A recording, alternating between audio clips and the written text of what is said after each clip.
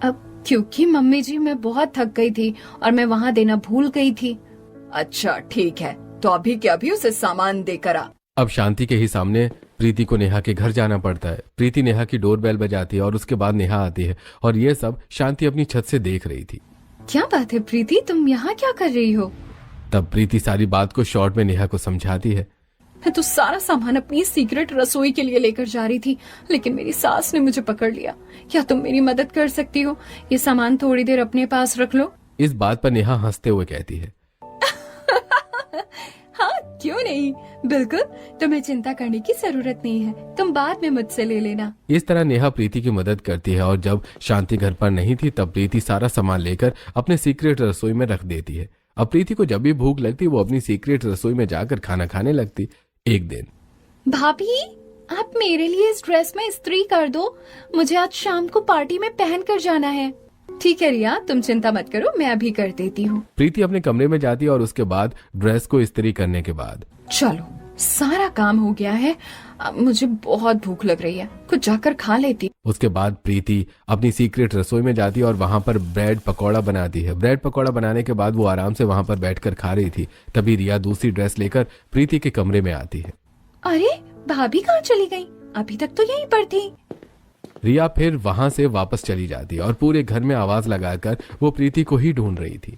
अब भाभी भाभी आप कहाँ हो? मुझे तो समझ नहीं आ रहा, कहाँ चली गई भाभी? सब जगह ढूंढने के बाद जब रिया वापस प्रीति के कमरे में जाती है तो देखती है कि प्रीति आराम से अपने बिस्तर पर बैठी है, जिसे देखकर रिया हैरान रह जाती है। अरे भाभी आप अपने कमरे में कहाँ से आ गई? अभी तो आप यहाँ नहीं थी। हाँ मैं वो वॉशरूम चली गई थी इसलिए। लेकिन मैंने तो वॉशरूम में भी चेक किया था, आप तो वहाँ पर नहीं थी। मैं तो वहीं थी। अच्छा छोड़ो, तुम बताओ तुम्हें क्या काम था? मैं बस कहने आई थी कि आप मेरी दूसरी ड्रेस को इस्त्री कर दीजिए, मुझे ये अपनी फ्रेंड के लिए लेकर जानी है। अच्छा ठीक है। उसके बाद प्रीति अपना काम करती है। इस तरह वो अपनी मन मर्जी से कभी भी अपनी सीक्रेट रसोई में जाकर कुछ भी खाने लगती थी। ऐसे ही एक दिन प्रीति शांति को चाय देकर अपने कमरे में चली जाती है और सीक्रेट रसोई में जाकर छुपकर चाउमीन खाने लगती है। वहीं दूसरी तरफ, अरे आज तो चाय में चीनी बिल्कुल भी नहीं है, लगता है बहू डालना भूल गई। तब शांति प्रीति को आवाज लगाती है, अरे प्रीति बहू कहाँ है, जल्दी इधर आओ तो। शांति प्रीति को बहुत आवाज लगाती है, लेकिन फिर भी जब प्रीति नहीं आती तब पता नहीं ये प्रीति बहू कहाँ चली जाती है, 2 मिनट में ही गायब हो जाती है।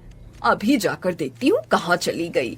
तब शांति जाकर प्रीति को हर जगह चेक करती है, लेकिन प्रीति कहीं पर भी नहीं मिलती और शांति उसके कमरे में जाकर देखती है तो प्रीति अपने कमरे में भी नहीं थी।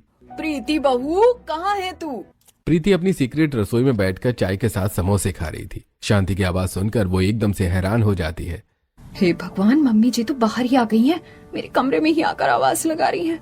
अगर उन्होंने गलती से भी मुझे पकड़ लिया तो मैं तो बहुत बुरी तरह फंस जाऊंगी। उसके जाने के बाद प्रीति छुपकर पर्दे के पीछे से देखती है। जब उसे रास्ता क्लियर नजर आता है और कमरे में कोई भी नहीं होता तब वो बाहर आ जाती है। तब प्रीति चैन की सांस लेती है। शुक्र है कि मम्मी जी ने मुझे देखा नहीं, वरना तो आज बहुत बड़ी मुसीबत हो जाती। इस तरह प्रीति अक्सर छुपाकर अपनी सीक्रेट रसोई में कुछ न कुछ खाती ही रहती थी। कभी कभी प्रीति काफी देर तक गायब हो जाती थी तो हर कोई उसे ढूंढता ही रहता था। एक रात जब सभी साथ बैठकर डिनर कर रहे थे तो एक बात बता बहू, तू पता नहीं अचानक से कहाँ गायब हो जाती है। हम तुझे इतनी आवाज लगाते रहते हैं, ना तो तू हमारी आवाज का जवाब देती है और ना ही हमें कहीं नजर आती है। बिल्कुल सही कहा मम्मी आपने। हम एक बार को कमरे में देख कर आते हैं तो भाभी कहीं नजर नहीं आती, थोड़ी देर बाद देखते हैं तो भाभी कमरे से ही बाहर निकल रही होती हैं। पता नहीं भाभी ने कौन सा जादू सीखा है। कुछ नहीं। सबके सवाल सुनकर प्रीति बहुत ज्यादा घबरा जाती है और वो ठीक से जवाब नहीं दे पा रही थी। तब रोहन कहता है, कुछ नहीं, आप लोग भी ज्यादा सोच रहे हैं, ऐसा कुछ नहीं है। अब इतना बड़ा घर है, काम हो जाता है तो इधर उधर तो इंसान जाएगा ही काम करने के लिए।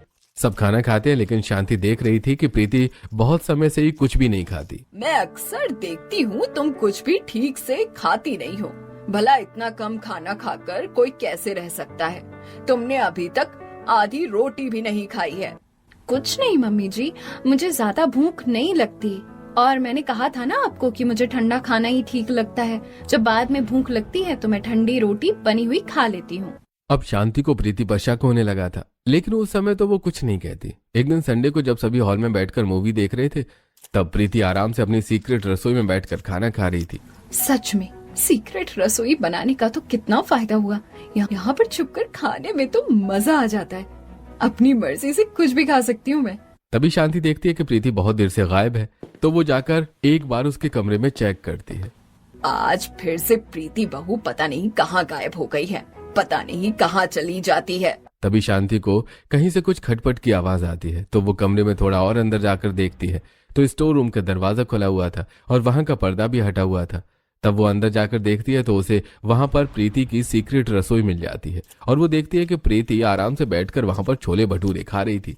शांति को वहां देखकर प्रीति के भी पांव तले जमीन खिसक जाती है। बहू, यहाँ पर ये सब क्या चल रहा है? ये सब क्या हो रहा है?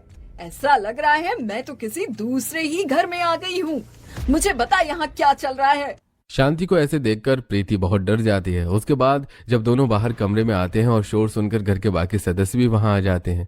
आखिर यहाँ क्या हो रहा है?